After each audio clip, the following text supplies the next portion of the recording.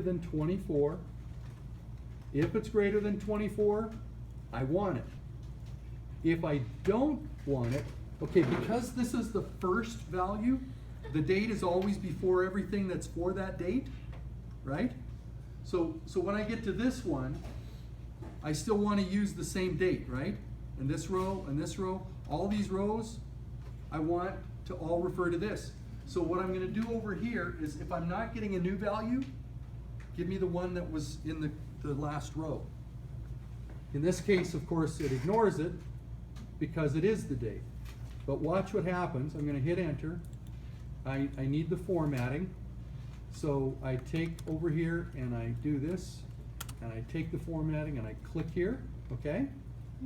Watch what happens when I do the next one. It stays with September 1st. Why? Because this is not greater than 24, so it's not going to go bring that one. It's going to go get the one up here. Capiche? Get it? All right. I'm gonna drag this down the whole length, which now is not quite as big as it was before. It's only 400 and something, because we've summarized, right? So there we are. So it goes to the 30th of September. And up, arrow up, takes me back to the top of my list, and now I'm ready to do the second one. So that's the if that completes this column. It fills in the date with the correct date for this set of values. And then it changes to September 2nd when I get a new date, and then it keeps using that one until I get to another date. Does that make sense? Okay? So, day of the week. Day of the week, let's start here, because we know we don't have one here, is when, okay, equals if. How do I know if it's a Tuesday? What's the best way to know? Just looking over here, what's the best way for me to know that this is a day of the week? This one, right? Even though it's up above it, if I know that the number above where I'm sitting is a big number, then I know that this one is the day of the week, right? Because when I go to this one, that's not a big one. You follow me? So it's only going to take it when the number in the column in that column in the row above is the big one. So if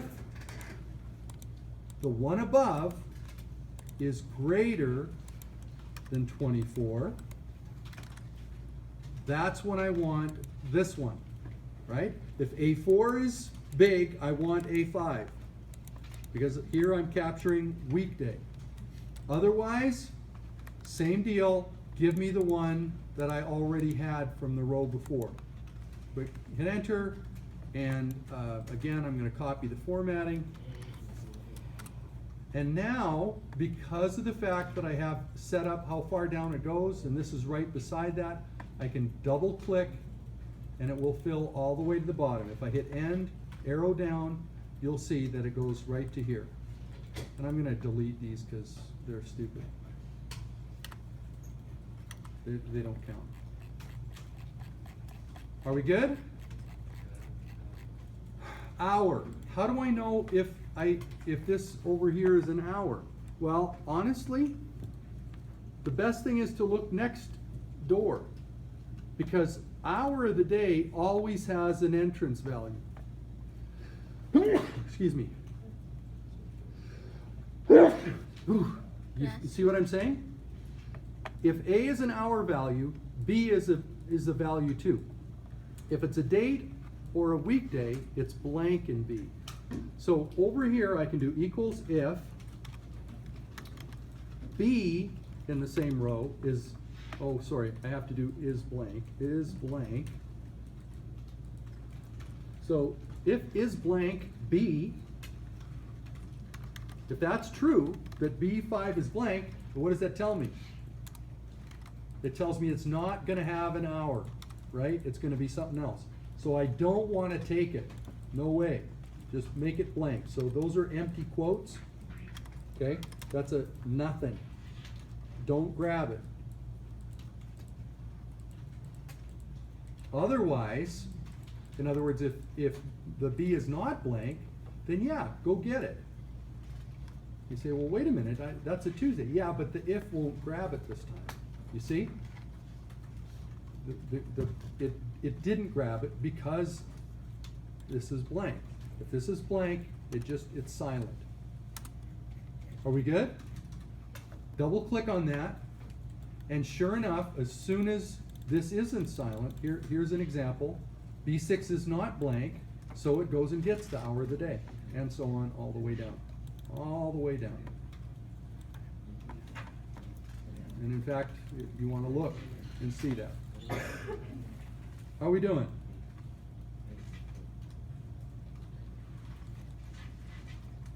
Entrance is even easier, but, well, let's just use the same logic. Equals if, oh, I'm sorry, should be in here. And I should wait so that you can see it. Equals if, what's my logical test? Is blank B5, then don't take it. Otherwise, take it. If it's blank, leave it blank. If it's not blank, grab it. Because that's the only value that you have in that column is my number of entrants.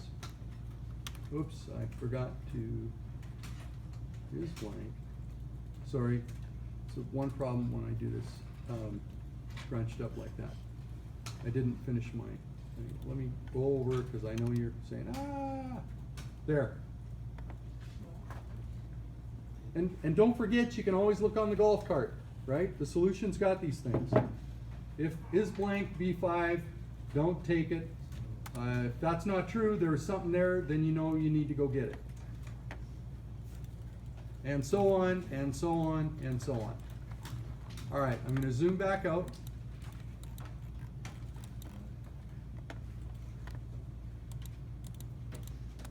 And we see now that we've got the process data. The thing about it though is all these formulas, when we start copying, pasting, deleting, formulas get messed up. So before we do anything else, we want to grab the information that we've gotten and keep it, preserve it. So we're going to copy our formula values and we're going to paste values, just like we did with pivot tables, just like we did before. So all we do, go up, grab the columns, E through H,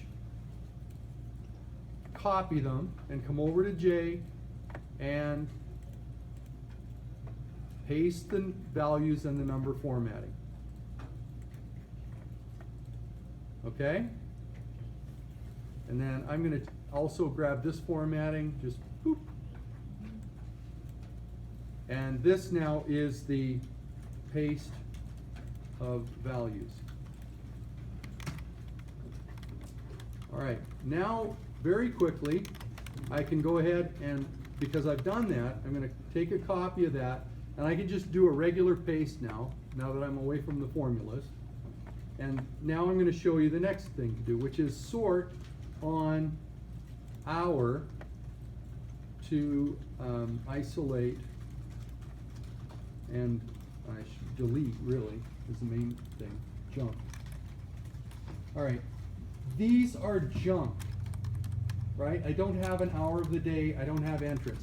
These were just things I had to do to get my information out of here, right? These, really, I wanted them alongside of the other stuff. So this is all junk. I've got that all the way through, all 400 rows, every 10th or whatever row, there's some of this junk. The quickest way to get rid of it is to sort on one of the columns that's clearly indicative of what is junk. So under sort, custom sort, sort by hour. Either smallest to largest or largest to smallest. If you do smallest to largest, you'll have the stuff at the beginning to delete. If you do it the other way, it'll be at the end. I'm going to do largest to smallest and click OK. What does that do? I just realized I have a typo. Sorry, fixing that. Okay, this is all my junk. And I'm not talking about junk in my trunk.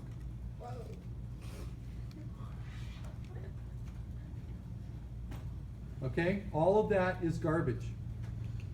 Right click, delete, and shift cells up. If it was at the bottom, you wouldn't have to do the shift cells. It would just get rid of it. How are we doing?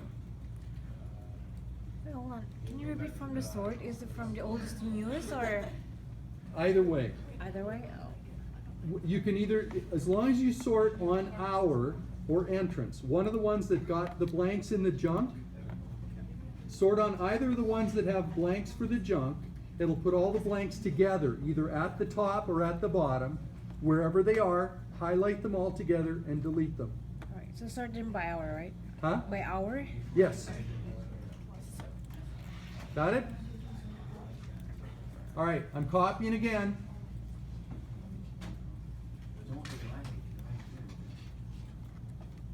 I'm copying again and pasting. Not because I couldn't do it here. Again, I'm repeating. This isn't because I can't do it there. It's because I'm trying to show you each step. So now this is my resort to original order for pivot 2. So as soon as I resort this, it's ready for me to use for my next pivot. So I'm in the table, I've gotten rid of the junk, all I have left is the good stuff. So I can go in here and I can custom sort. The only thing is, watch this because it needs 3 levels, well, at least 2 levels of sort. First thing is by date, from the oldest date to the newest date, so September 1st to September 30th. But then I add a level of sorting, and I want to do it by day of the week, which not essential, but mentally I'm trying to get you to think in terms of that. Why do I say it's not essential? Well, because the date's already put it in the same weekday order. But anyway, that's all right. Add level, then the last level, this is important, is to sort by hour of day. And go from the smallest hour to the largest hour. Are we good? A lot of conversation. Are we good? No? Cole's lost? I got lost, thanks. We started copying the columns. Okay, well, like I said, it's all there, just ride the wagon. Well, whatever you want to call it. Okay, so here we are. I sorted September 1st, Tuesday. You remember our first piece of data? Right? What was it? I said on Tuesday, 8 a.m., there were 2 entrants. Here we are. 1st of September, Tuesday, 8 a.m., 2 entrants. So all I've done is I've moved these over and I've put these each in their column. That's really all I did. But I did it for 400 rows a lot faster than if I'd done it manually. I have had, folks, I'm going to tell you this right up front. I've had people on an exam not remember how to do this, and what they did was they manually put these in a separate column, put these in a separate column. You just be copy, paste, and copy, paste for 400 rows. But that is better than not finishing the exam. Are you with me? Did you hear me? So you can do it manually without going through the logic the way I am. But the reality is this is faster. But in an exam, doing it manually is faster than sitting there staring at the screen for 15 minutes because you can't remember how Schmidt did it in class. Got it? Okay. Just trying to help you out. Okay, how much time do we have left?